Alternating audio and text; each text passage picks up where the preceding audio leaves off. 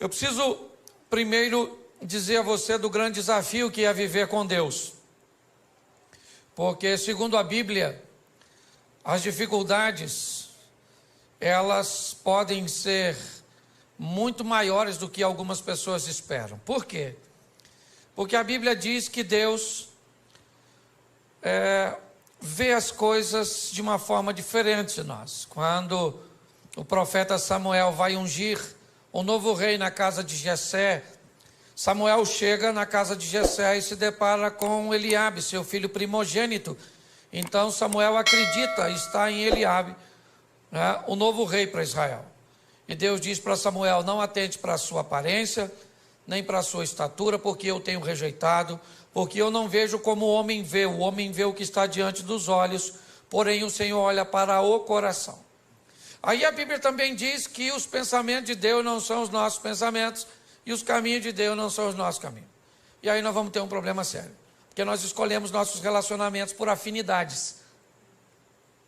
E aí a Bíblia diz: eu não penso como você pensa, eu não ando como você anda, e eu não vejo como você vê, e nós vamos ter que andar junto. E como é que esse negócio vai funcionar? Alguém vai ter que mudar para isso dar certo. E esse alguém quem é? Deus. Certo? Deus tem que mudar para se encaixar no meu perfil, senão ele não vai andar comigo, que é um privilégio andar comigo. Certo? Então, se nós tivermos a sensibilidade e entendermos o que Deus quer fazer através de nós, eu acho que essa é a grande essência da caminhada cristã. Adquirir no Espírito Santo e na Palavra de Deus a sensibilidade para que se cumpra em nós o que Deus deseja fazer, segundo o que Ele planejou. Ok? Porque às vezes nós vamos nos relacionar com Deus e queremos que Ele faça o que nós desejamos. E a Bíblia é bem clara: os planos de Deus não podem ser frustrados. Então, se os planos de Deus não podem ser frustrados, se prepare para ver os seus. Porque entre os seus e o dele não vai ser frustrado, e você pode ter o seu frustrado. O que você precisa saber é que Ele sabe, conhece todas as coisas e que é o melhor para nós. Então, quanto mais rápido nós descobrimos o que Deus quer fazer, fica mais fácil. E ao longo de todo o tempo Ele nos dá as diretrizes, certo? Deixa eu ser um pouco mais completo nessa mensagem de agora. Quando nós vamos olhar para Gênesis 1 e 2, Deus vai estabelecer o modelo da vida do homem. Que modelo é esse, pastor? A fé. E disse Deus: haja luz. Deus começa então a chamar à existência as coisas que não existem, como se elas já existissem. Isso é fé. Ok? Então o estilo de vida que nós precisamos trilhar é o estilo da fé. De ver aquilo, certo? De acreditar naquilo que não está ainda diante dos nossos olhos, mas já está no nosso campo de visão. Como você viu o pastor Eibe falando, certo, de uma centena de igrejas espalhadas por São Paulo. Isso não é feito por vista, porque as igrejas ainda não estão estabelecidas, mas isso é feito por visão. Visão é aquilo que não está diante dos seus olhos, mas já está como seu alvo no campo da fé. Quando nós olhamos um pouquinho mais à frente, ainda no Gênesis, Deus vai dar uma outra diretriz. Qual é? É que a vida do homem vai ser estabelecida em fé, mas ele tem um inimigo. Aparece lá o tal do Lapeta, certo? Eu falo com ele porque é mais seguro mandar ele para lá do que chamar ele para cá, certo? Se eu falo com C, eu falo para o Peta vir. Se eu falo com ele, eu falo para o Peta ir. E entre o Peta vir para cá e ir para lá, eu prefiro que ele fique o mais longe possível, tá certo? Mas ali nós vamos ter o opositor, o inimigo, tá certo? E logo na frente nós vamos ter as armas que ele vai usar para nos desviar do caminho da fé. O desejo pelo ambiente proibido, essa é uma estratégia do mal, certo? Lembra do tal do Sansão, o tal do cabeludão, que estava careca de saber que não devia se meter com aquelas coisas, certo? E acabou se enfiando onde não devia, porque o diabo montou uma estratégia, botando coisas doces em lugares proibidos. Porque ele é um estrategista para colocar coisas doces em lugares proibidos. Tá certo? Então, o desejo pelo proibido, ele vai falar de inveja e vai dar toda uma diretriz. Por isso a Bíblia diz que o justo viverá pela fé. Então, não é uma fé pontual, é uma fé constante. Pautado nisso, eu tenho que te mostrar hoje que Deus, ele quer mudar a vida de outras pessoas e já faz isso desde o Velho Testamento.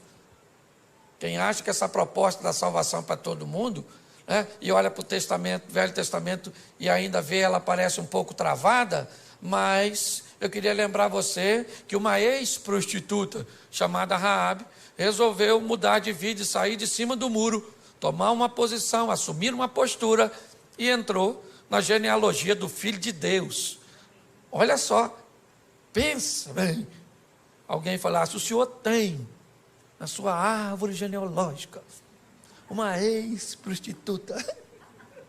E Jesus ia falar assim, parente minha mesmo, longe, mas parente, com passado esquisito, mas com futuro brilhante.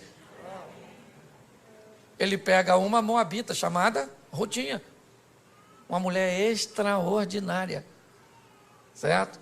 Ele vai salvar um filho chamado Naamã e tantos outros. Então, pastor, o que Deus quer? Deus está querendo salvar as pessoas. Ele não manda ninguém para o inferno. Quem mandou a gente para o inferno foi o Adão. Deus está trabalhando para tirar. Ah, pastor, não acredita em inferno, morreu, acabou. É um direito que você tem. Só que pode chegar lá, encontrar com ele e falar, ih, caramba, você existe. E o diabo vai falar, prazer. Ah, mas eu não acreditava em você. E o diabo vai dizer, para entrar aqui não precisa de fé. Fé é uma exigência da concorrência. Aqui você entra sem fé mesmo. Você entra nessa cadeira pegando fogo que já vou te atender, ok? Então, se você quer ir garantido, vai com Jesus que o passaporte vai carimbado. Tá certo? E você vai passar por lá, vai passar, né? Até quem não for para o céu, vamos dizer assim, vai ter que ver Jesus. Todo joelho dobrará, toda língua confessará. Então a turma vai passar por lá. Aí eu imagino Jesus olhando para alguns, né? Aí a pessoa entra. Aí Jesus está lá. Aí igual a hora da conexão aqui, né? Jesus, ó.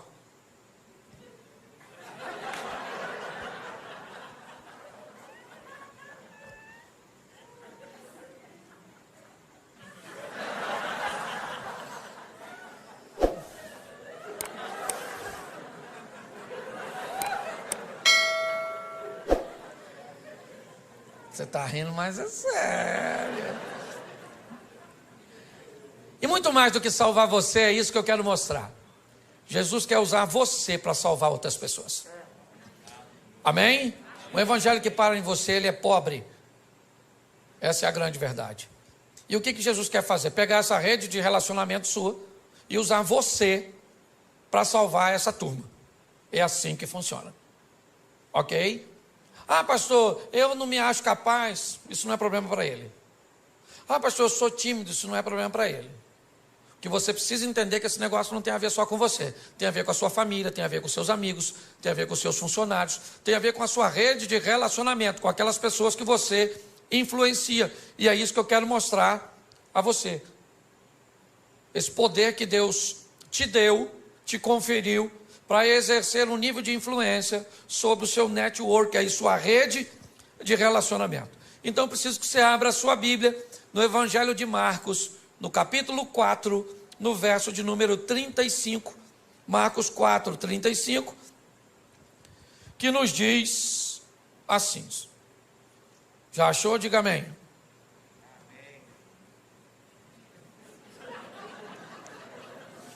Vocês estão rindo de quê? É só para achar. Diga amém quem já achou. Amém. Isso. Quem não achou é só ficar quietinho. Que já ajuda pra caramba. Verso 35. E naquele dia, sendo já tarde, disse-lhes: passemos para outra margem, ou para outra banda. E os discípulos, deixando a multidão, levaram consigo assim como estava no barco, mas havia também com ele outros barquinhos. levantou-se um grande temporal de vento, de maneira que as ondas subiam sobre o barco, e ele já quase se enchia, e ele estava deitado na popa do barco, sob uma almofada, despertaram, dizendo: mestre, mestre, não se te dá que pereçamos? E ele, despertando, disse ao vento: cala-te, disse o mar, aquieta-te. O vento se aquietou e houve grande bonança. E disse: por que sois tão tímidos, ainda não tendes fé? E sentiram um grande temor, e diziam uns aos outros: mas quem é este que até o vento e o mar lhe obedecem? Versículo 1 do capítulo 5. E chegaram na outra banda, na província dos Gadarenos, dos Gezerenos, não sei como é que está a sua tradução. Feche os seus olhos, não feche sua Bíblia. Senhor nosso Deus e Pai, continua falando conosco, e usa-me, ó Deus, como um canal de bênção, em nome de Jesus. Amém. Glória a Deus. Amém? Amém. Glória a Deus. Vamos dar uma olhadinha aqui, e é muito importante nós entendermos que se vamos lidar com Deus, temos que entender é que Ele que dita as regras do jogo. Ele pode ir a lugares, abordar pessoas, tomar decisões que contrariariam, a nossa mente e as nossas escolhas. Ele entra em situações que ninguém entraria. Você olha para João capítulo 8, por exemplo, Jesus entra em cena num ambiente totalmente inóspito, onde ninguém entraria. Jesus entra para defender uma mulher adúltera. Lembra aquela mulher adúltera de João 8? Adúltera, apoiada pela lei de Moisés, que deveria ser apedrejada. Quem contrariasse a lei de Moisés seria acusado de blasfêmio e levaria uma pedrada também. E Jesus entra em defesa de uma dona que, cá convenhamos, nem merecia, porque ela sabia que se adulterasse, morria pedrada. Por que adulterou? Porque às vezes a gente sabe que tem coisa que vai levar a nossa vida para o buraco, mas às vezes o Satanás é tão astuto que nós fazemos aquilo que não deveria fazer. Agora a dona está lá seminua, indo para ser apedrejada fora da cidade, porque não podia tacar pedra dentro dos muros. No caminho alguém tem uma ideia genial de levar ela para bater um papo lá com Jesus, porque ele estava a fim de tacar a pedra em Jesus também. A cabeça deles é: vamos levar ela lá e vamos dizer: Jesus pode apedrejar ela? A lei do Moisés diz que pode. Se o Senhor disser que não pode, a gente taca a pedra em você também. 2 coelhos com uma cajadada só. Ninguém ia se meter com a lei do Moisés, é com a dona, com a vida tão torta. O que eles não sabiam é quem era Jesus, o chefe dos crentes. Jesus está bem lá, ensinando a turminha, fazendo um discipulado. Quando de repente jogaram a dona seminu, falaram: aí Jesus, dona foi pega em flagrante. A lei nos mandou que taca a pedra nela, mas o senhor, o que o senhor fala? Jesus não falou nada. E aí o pessoal falou: fala Jesus, fala Jesus, fala Jesus. Aí ele levantou e falou assim: aí gente, fala uma coisa para tu. Estão a fim de tacar a pedra nela? Então aquele que não tem pecado dá a primeira pedrada, porque a lei do Moisés, que eles estão embasados, diz que só podia tacar pedra, o povo só podia tacar depois que as testemunhas oculares apedrejassem. Então eles que viram tinham que dar a pedrada. Eles tacavam a primeira, não podia ser uma testemunha só, e aí o povo depois vinha e matava. Só que Jesus disse: atire a primeira. Ele não está falando com todo mundo, está falando com quem viu. E aí ele disse: atire a primeira quem não tem pecado. Baixou e voltou a escrever. Aí o furdunço aconteceu, porque todo mundo se conhecia, ficou um olhando para o outro, esqueceram da mulher adúltera e ficaram olhando para as testemunhas oculares. Não vai tacar não, irmão? Taca a pedra, pô. Eu vou tacar depois de tu, porque eu não vi, mas tu viu. Ele falou: eu vi, mas tu escutou o que ele falou? Não pode ter pecado.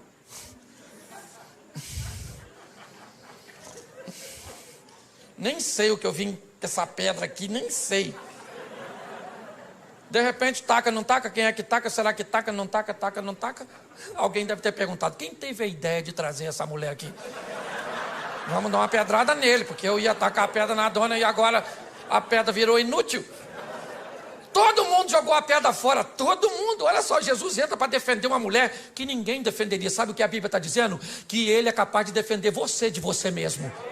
Você está entendendo? Que o seu erro não é uma fatalidade. Ele tem poder para recuperar você, para recuperar a sua história, para recuperar a sua reputação, para te colocar novamente no jogo da vida, para que você suba no palco e vá protagonizar suas próprias histórias. Não vai ganhar o Oscar principal, mas dá um de coadjuvante, já está bom demais. Todo mundo jogou a pedrinha fora, todo mundo. Ficou só Jesus e a mulher, até os discípulos. Jesus levantou, só estava ele e a mulher, e falou: ué, dona, onde estão os teus acusadores? Ninguém te condenou? Ela falou: ninguém, Jesus. Porque todo mundo tem pecado, Jesus, todo mundo tem. Jesus deve ter falado o quê? Todo mundo não. Todo mundo não, que tem alguém aqui que tem moral para apedrejar você. Moral para te apedrejar eu tenho. Eu só quero te dar mais uma chance. É isso aí. Glória a Deus. Então Deus está querendo usar você para mudar a história das pessoas que estão ao seu redor. O texto que lemos diz que já era tarde quando Jesus disse que quer ir para o lado leste do mar da Galileia. As 10 cidades pagãs estão lá.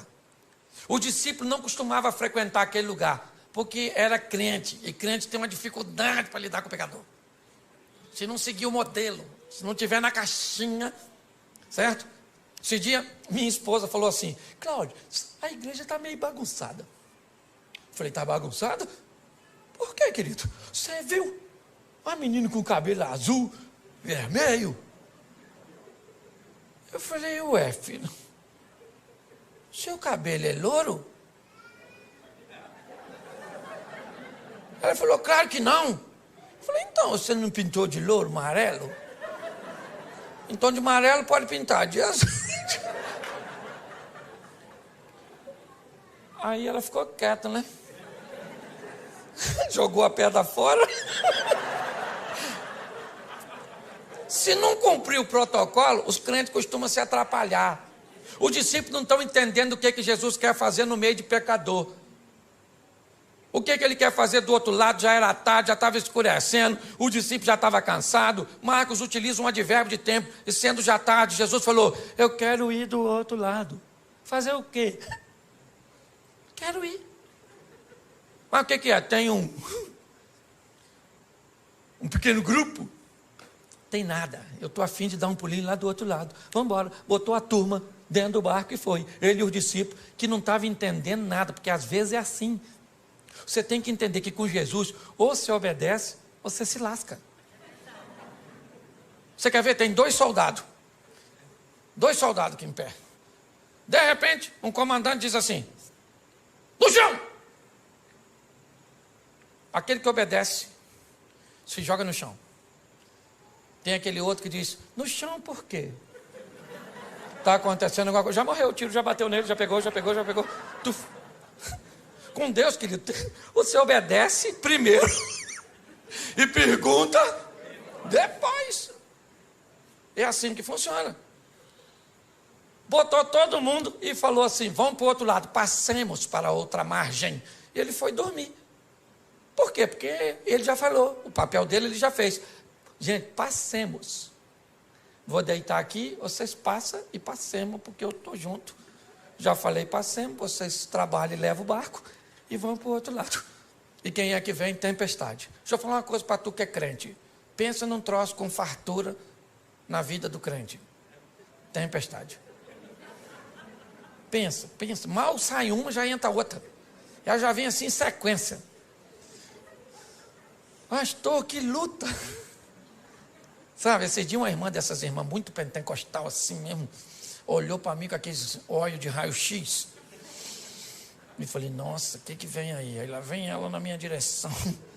Me olhou com aquele olhar que queria me botar medo. Falou: pastor Cláudio, o diabo está furioso com o senhor. Eu falei: irmã, bota medo de mim não. Está furioso com a senhora também, não vem de palhaçada não, na verdade.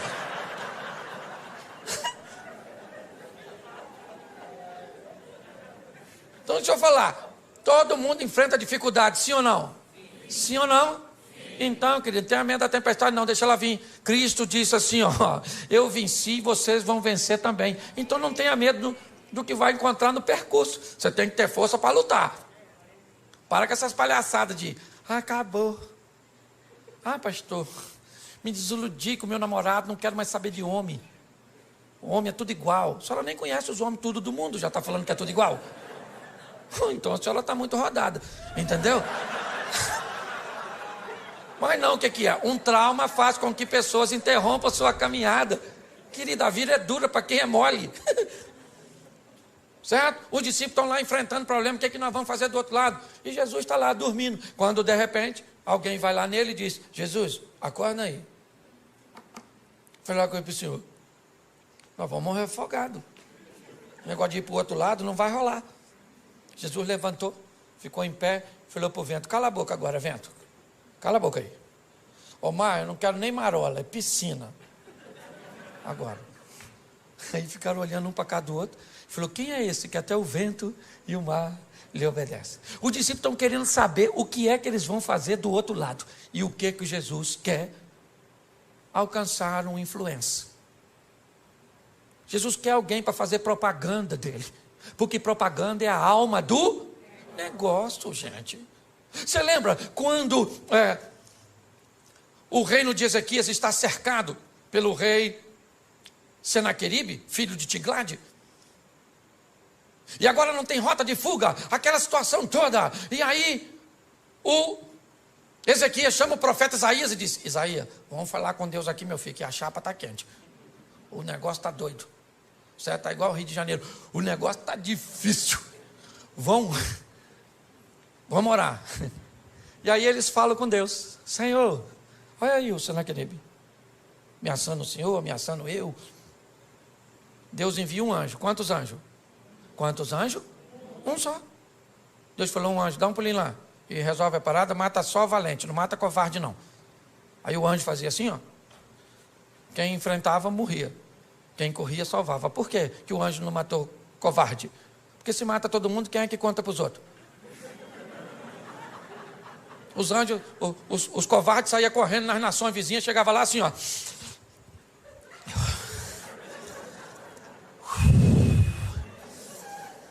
Aí Ezequias não tem dinheiro, não tem exército. Mas tem um anjo lá, meu filho, exterminador do futuro. Um anjo, rapaz, o anjo mata tudo, irmão. Mata tudo. E alguém deve ter falado: um anjo só? Ele disse: irmão, se tem dois, eu não saio vivo. É ou não é verdade? E aí todas as nações vinham a Ezequias e diziam assim: Ezequias, falei para Senaqueribe não mexer contigo. Falei: Ezequias não é a casa, Ezequias é um homem direito. Certo? Olha só. Deixa eu falar uma coisa para você. As adversidades, elas vão vir? Sim ou não? Sim ou não? Mas nós vamos vencê-la. Tem que se prepare, querido. Não reclama não. Os problemas vão vir sim. E é em meio aos problemas que nós vamos ver a manifestação da glória do Senhor. Os discípulos estão amedrontados ali, quando de repente Jesus repreendeu tudo e eles chegaram do outro. Aí acabou, desceu do barco. Eu imagino a felicidade. Nossa, graças a Deus. Quase que fundou, hein, Mateus? Você sabe nadar, Mateus? Você é cobrador de impostos? Nem sei. Quando eles estão ali, olha lá para frente, vem correndo na direção deles, um cara todo machucado, pelado e gritando. Mal acabou uma tempestade, já vem um cara peladão. Eu imagino os discípulos falando: é difícil andar com Jesus, hein? É uma aventura atrás da outra. Nem do susto nos refizemos. E lá vem o cara gritando. Quem é o camarada? Um dos caras mais conhecidos, um influencer. Entendeu? Assim, quase um Felipe louco. Para não botar outro no sobrenome. Um influencer, um cara. Todo mundo sabia quem era o maluco. Por quê? Porque ele era famosérrimo. Por quê? Porque andava pelado, atacava os outros. Era esquisito. Você está entendendo? Ele era quase um youtuber da época. Um cara que todo mundo conhecia. E que tinha uma vida terrível. Que ninguém podia consertar. O que Jesus pensou? Se eu mudo a vida desse cara, eu mudo a vida do local onde esse cara está inserido. Você está entendendo? Deus te chamou para mudar a sua vida. Para quê? Para mudar a sua casa, para mudar seus amigos, para mudar seus negócios, para mudar as pessoas que estão ao seu redor. O mundo cujo qual você está inserido não será mais o mesmo depois que Jesus estiver em você. É assim que funciona.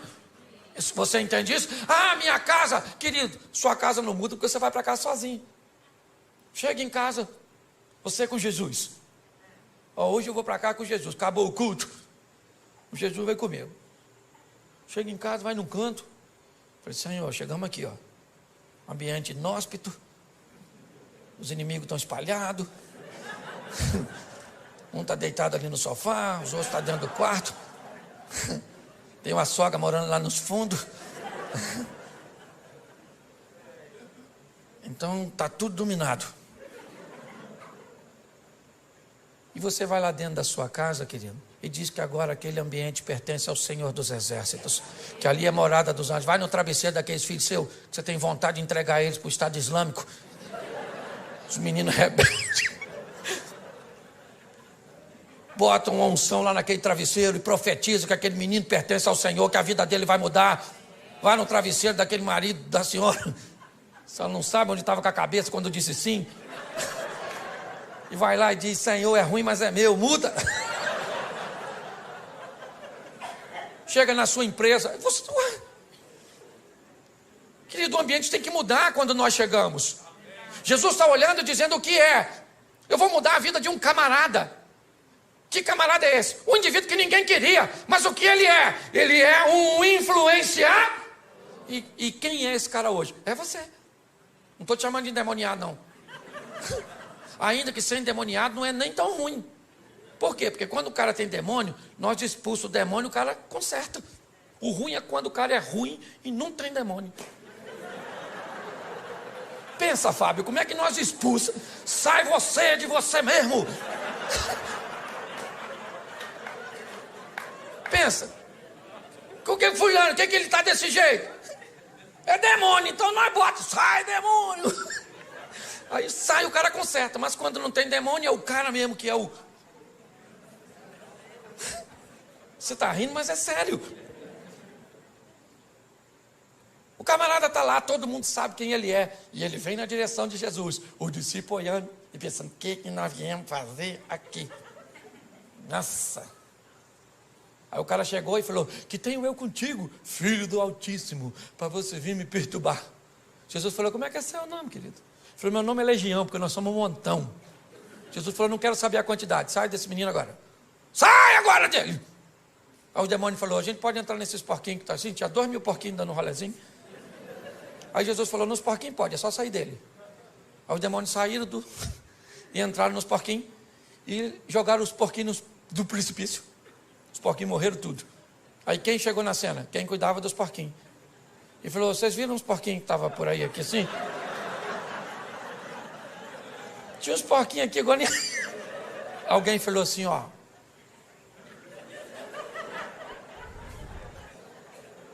O matador de porquinho é aquele lá, ó.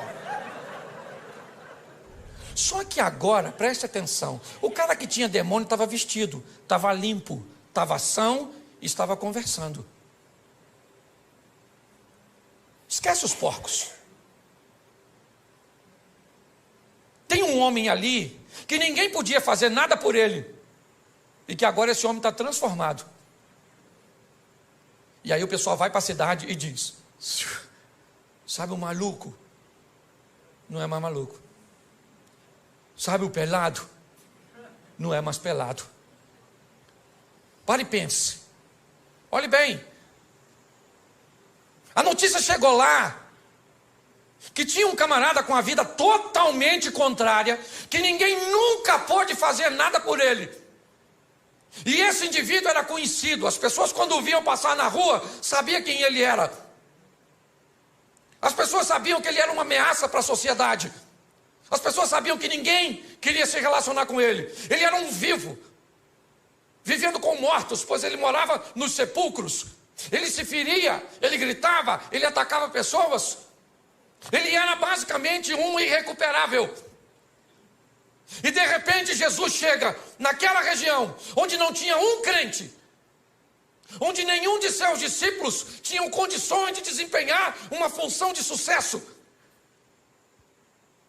E Jesus enfrenta uma tempestade, a incredulidade dos discípulos, a hostilidade do povo daquela região, simplesmente para ter um encontro com um homem. que nós não sabemos nem o nome dele, porque às vezes o estilo de vida acaba se complicando tanto, que o que nós recebemos sobre nós é um título pejorativo, é o caloteiro, o mentiroso, o fofoqueiro, o promíscuo.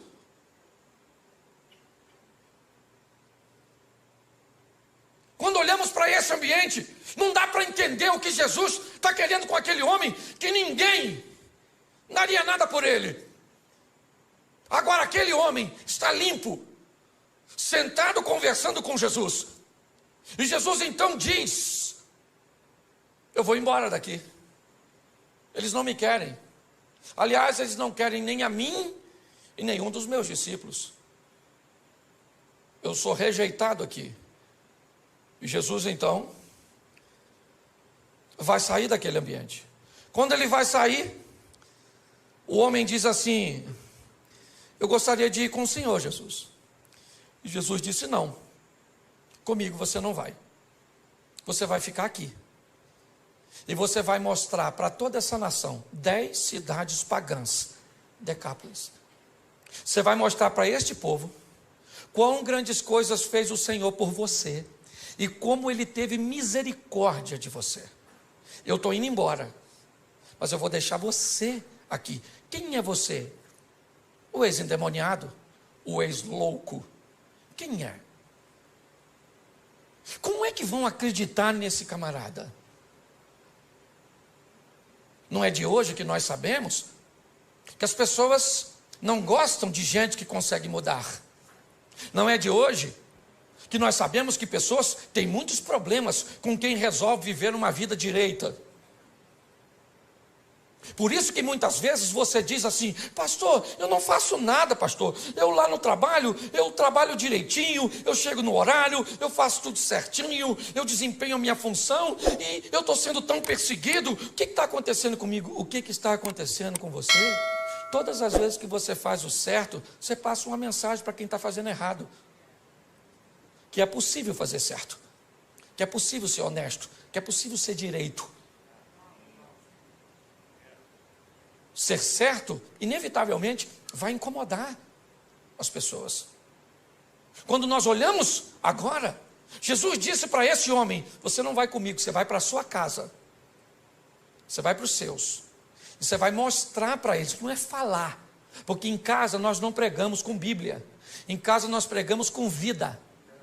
As pessoas que estão ao nosso redor não querem saber o quanto nós conhecemos de Bíblia. Eles querem saber o quanto a Bíblia transformou a nossa vida. É assim que funciona. Esses dias eu estava aqui em São Paulo e eu ia ministrar uma palestra e um dos coaches mais renomados do Brasil foi me buscar.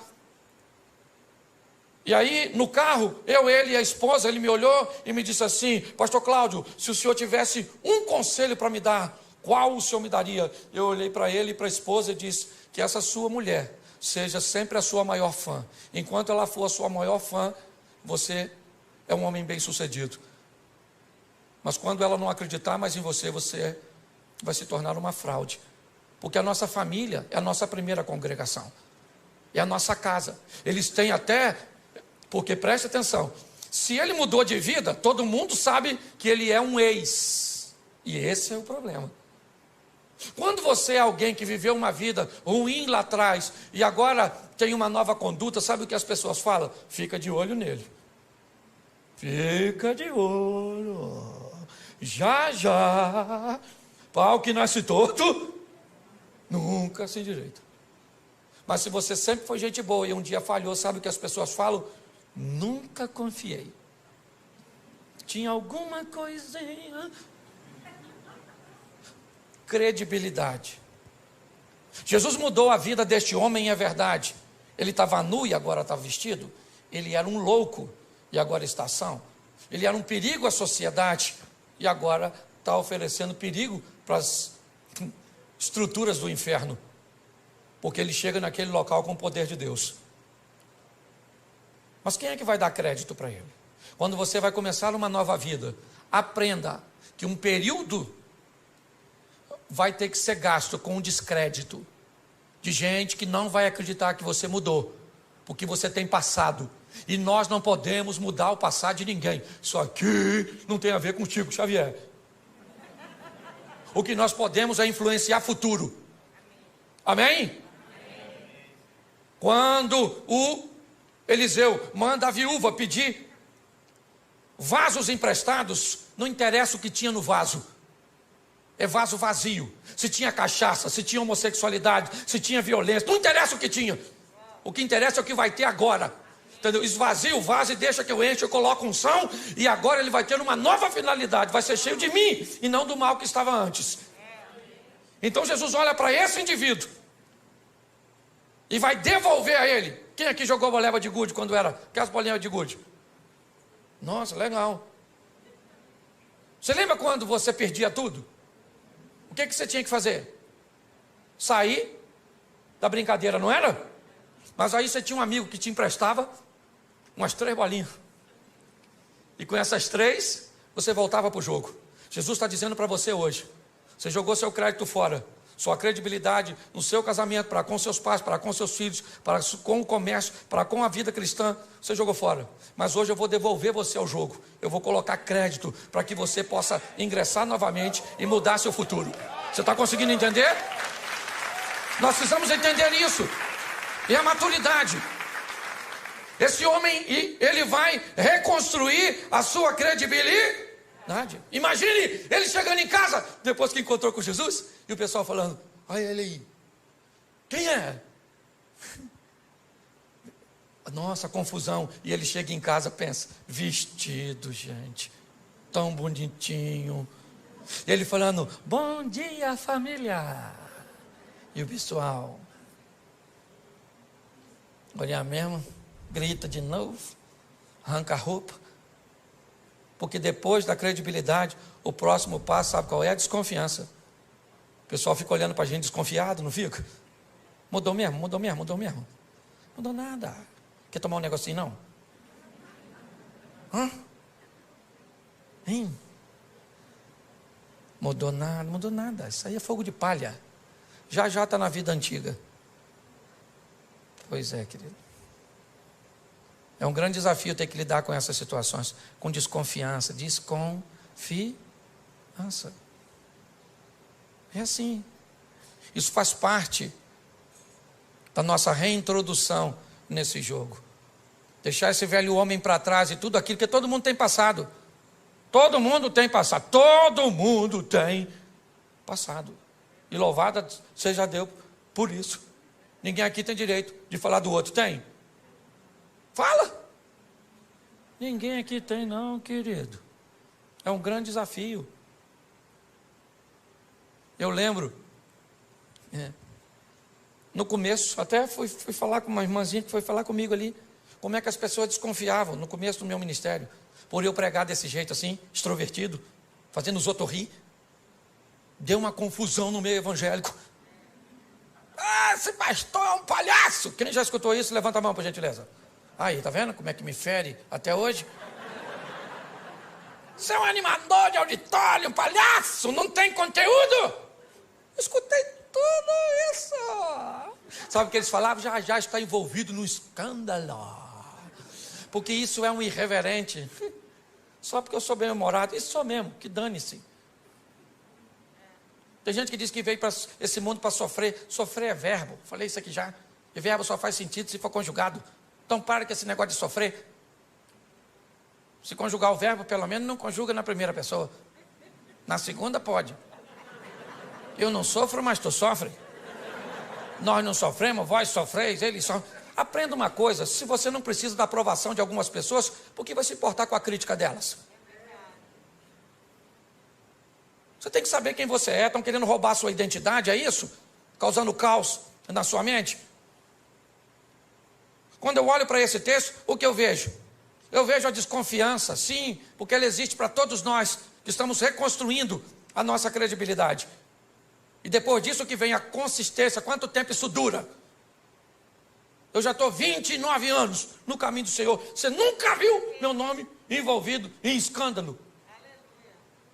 Eu tive um problema uma vez, que eu falei uma besteira, mas pedi desculpa. Também não sou perfeito. Certo? Mas eu não tenho. O pessoal ficava esperando o dia que eu fosse cair, mas nada. Meu pai casou 8 vezes, eu casei uma só. E vou com a minha mulher até o fim, em nome de Jesus. Ou na alça ou no caixão. De preferência, eu quero ir na alça, para ela não sofrer com o meu falecimento. Não, na verdade, eu gosto tanto dela que eu não quero assim ver ela chorar no meu sepultamento. Eu estou mais preparado para chorar no dela, entendeu? Se mostrar isso para ela depois, acabou o casamento. Não. Mas deixa eu te falar, o tempo foi passando, e aí sabe o que acontece? A reputação vai se consolidando. E aqueles que te perseguiam começam a te defender. Agora é um homem de Deus. Agora é uma mulher de Deus. É assim que funciona.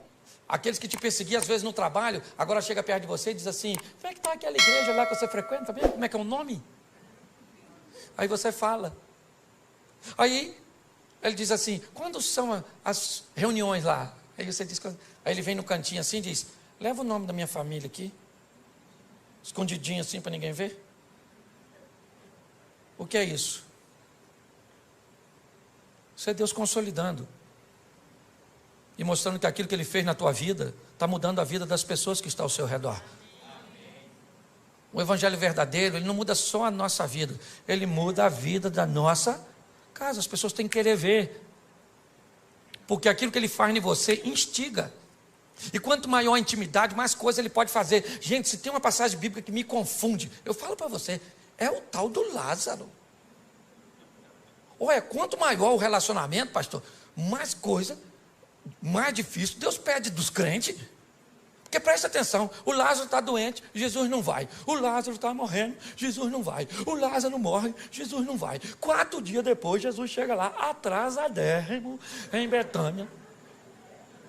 Chegou dando um rolezinho. A Marta já veio: olha, se o senhor tivesse aqui, meu irmão não teria morrido. Jesus falou: Martinha, vai lá e chama Maria para vir aqui, que eu estou querendo conversar com você. Aí Marta foi lá e falou: ó, para Maria, vamos lá que Jesus está te chamando. Aí veio a Maria com a mesma ladainha: ah, se o senhor tivesse aqui, meu irmão não teria morrido. Jesus deve ter falado: querida, até para tu falar, tu é retardatária. Isso tua irmã já falou, fica quietinha. Maria, vamos lá dar uma olhada no Lázaro. Pô, gente, sabe o que Jesus falou para o ladrão da cruz? No dia que o ladrão morreu? Ainda hoje estarás comigo no paraíso. Se Lázaro com 4 dias de morto, está onde? No paraíso, maneirão lá, feliz da vida. De repente escuta uma voz: Lázaro. Lázaro deve ter falado: não. Ele não vai me chamar de volta. Não, isso não é coisa que pede. Lázaro! Sabe o que Lázaro deve ter falado para o anjo? 4 dias, vim passar só o carnaval aqui, na verdade. Só um feriado aqui, já estou voltando. Quanto maior for sua intimidade com Deus, mais coisas estão. Você quer viver o incrível com Deus? Quem quer viver o incrível, sensacional, o extraordinário? Então, querido, é intimidade. É assim que tem que ser. Esse cara está vivendo o incrível. 2 anos e meio depois, nós vamos sair de Marcos 5 e vamos para Marcos 7, versículo 50, por aí. Finalzinho do Marcos 7. Jesus, 2 anos e meio depois dessa primeira visita, ele volta a Decápolis, pelas terras de Tiro e de Sidom. E em Decápolis ele vai fazer a segunda multiplicação dos pães. Quando Jesus chega em Decápolis,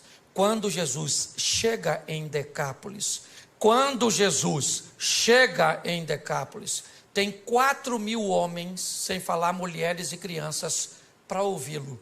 Pergunto eu para você, quem Jesus deixou em Decápolis para falar sobre ele e para mostrar sobre ele?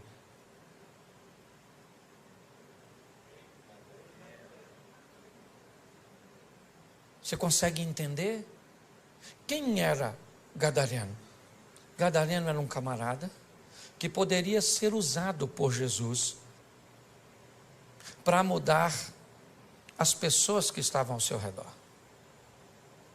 Cada um de nós temos o nosso grupo de influência. Se ele é grande, se ele é pequeno, Isso não é o que está em questão. O que está em questão é que o ambiente que eu estou inserido, ele vai mudar. Por quê? Porque o Evangelho está em mim. E o Evangelho, ele traz mudança, ele traz transformação. É assim que funciona. Na vida eu preciso definir se eu sou termômetro ou se eu sou termostato. Um termômetro é um aparelho usado apenas para medir a temperatura do ambiente. Um termostato é um aparelho que diz a que temperatura o ambiente fica depois que ele chega. É muito importante nós entendermos isso. Nós estamos inseridos na nossa rede de relacionamento, eu tenho a minha, você tem a sua, e provavelmente eu não sou capaz de transformar a sua, porque essa não é a minha função, essa é a sua função. O que precisamos é permitir que esse Evangelho mude a nossa vida, mude a nossa história, porque o povo já está farto de palavras. O que o povo quer ver é mudanças. Você sabe que um dos maiores inimigos da expansão do Evangelho é o mau testemunho de algumas pessoas que se dizem andar com Jesus? Nós precisamos sair daqui hoje. Esse é o meu propósito de vir aqui. Foi isso que Deus colocou no meu coração. De fazer com que você saia realmente para casa com uma visão missionária. De transformar vidas. E como já foi dito aqui, não simplesmente de fazer um novo convertido, mas de fazer um discípulo, de ensinar as pessoas o que é relacionamento com Jesus, porque um convertido, ele normalmente já fica satisfeito com o que alcançou, sua salvação. Um discípulo não, ele vai atrás de outras pessoas, ele vai, não interessa, e presta atenção, quanto pior for a pessoa, vai atrás dela, porque a mudança dela vai causar um grande impacto. Agora Jesus volta, e eu fico imaginando, quem vem aí? Jesus? Não. Quem é que está chegando em Gadara? Por que nós devemos vê-lo? O que ele tem? Cara, o homem que está vindo aí, ele é o camarada que fez aquele indivíduo mudar de vida. Aquele cara que era famoso porque andava nu, atacando as pessoas, desequilibrado, ele mudou. Mas como ele mudou? Ele mudou porque Cristo mudou a vida dele. As pessoas estavam interessadas em ver Jesus e também olhar o indivíduo que outrora vivia nu. Se você lembrar da passagem de Lázaro, voltamos a ela. As pessoas vinham de longe para ver Jesus, mas para ver também Lázaro. E muitos queriam matar Lázaro de novo, porque as pessoas estavam acreditando em Jesus por causa de Lázaro. E Lázaro não estava nem aí. Só deve ter falado com Jesus. Se matar agora, por favor, me deixa quieto. Você consegue entender isso? Então hoje sabe o que acontece? Primeiro, nós estamos sofrendo porque as pessoas não nos aceitam, porque isso, porque aquilo. Eu não estou nem aí, estou nem aí, estou nem aí, estou nem aí. Vai para a internet ver o que as pessoas falam de mim. Esse dia disseram que eu sou o anticristo. O senhor prega desse jeito, o senhor deve ser o anticristo. E eu escrevi lá mesmo, se eu for o anticristo, você deve ser a besta.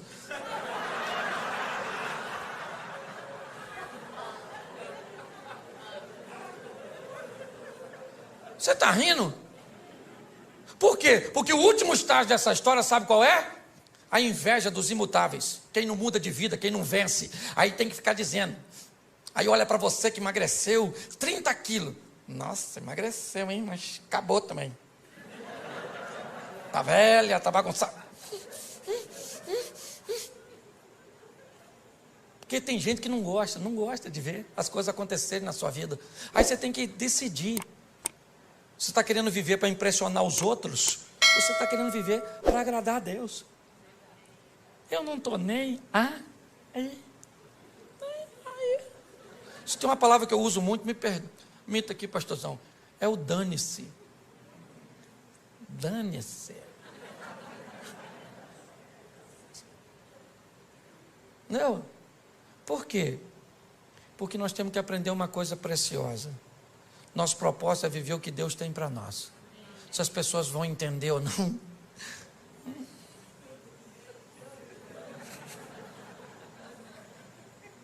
Certo? Nós vamos viver. Então pare de ficar abatido. Descubra o que Deus quer fazer através de você na sua rede de relacionamento. É assim que funciona. E você vai ver que a sua vida vai ficar mais fácil. Quem imaginava que aquele indivíduo seria um evangelista tão poderoso? Ninguém. Se você estivesse lá, você o escolheria? Provavelmente não. Mas ele escolheu. E muito mais do que ter escolhido aquele homem, ele escolheu a mim e a você, acreditando que nós também podemos mudar o ambiente cujo qual nós estamos inseridos. Saia daqui hoje, leve Jesus para sua casa, para sua família. Leve mesmo, mas fala para o mundo espiritual. Chega dentro de casa e diz: Jesus está aqui. Chega na empresa, chega para o seu casamento, chega para os seus filhos. É assim que funciona. E o ambiente vai mudando. Posso ouvir um amém? Amém. Você pode ficar de pé? Fecha seus olhos. Pode fechar que ninguém vai pegar nada seu não. Só porque eu sou carioca e flamenguista, né? Saudações. Fecha seus olhos, fecha aí. Isso. Feche seus olhos. Senhor nosso Deus, muito obrigado pela oportunidade que o Senhor nos tem dado de acreditar em nós, de olhar num ambiente onde muitas pessoas não dariam nada para o nosso futuro. As sentenças a respeito de nossa família, de nossa caminhada de fé, de nossos filhos, do nosso casamento, às vezes da nossa saúde, não é das melhores. Mas nós vivemos pela fé, servimos um Deus que é todo poderoso. Acreditamos que o Senhor nos escolheu porque nos ama. Não somos merecedores, mas te agradecemos por demais tal escolha. Seja conosco, Senhor, nessa caminhada de fé, nos blindando, nos dando condições de entender quem somos no Senhor e o que somos capazes de realizar e também de suportar. Que todas as oposições que se levantam contra nós caiam por terra. Que a nossa casa seja morada dos teus anjos. Que sejamos casados para sempre. Que aquilo que nos une sempre será mais forte do que todas as forças empregadas para nos separar. Nossos filhos são flechas na mão de um valente que vão chegar em lugares que nós não chegamos. Eles são heranças do Senhor. Desta terra comeremos o melhor, porque o Senhor é o nosso refúgio e a nossa fortaleza. Vamos amar pessoas, vamos cuidar de pessoas. Ó Pai, não descartamos ninguém. O máximo que fazemos é reposicionamos pessoas. Ajuda-nos, ó Pai, nessa caminhada. Que o Teu Espírito continue conosco. Que a Tua palavra seja a nossa bússola. Que os Teus anjos sejam auxiliares. Fica conosco, Senhor. Porque nossa função é mudar a vida das pessoas com aquilo que mudou a nossa. Que mais do que Te amar, que possamos amar tudo aquilo que o Senhor ama. E que assim seja na nossa vida, em o nome de Jesus. Você pode aplaudir o Senhor? Glória a Deus. Olá, pastorzão. Uau, muito obrigado, pastor Cláudio. Foi muito bom, muito bom.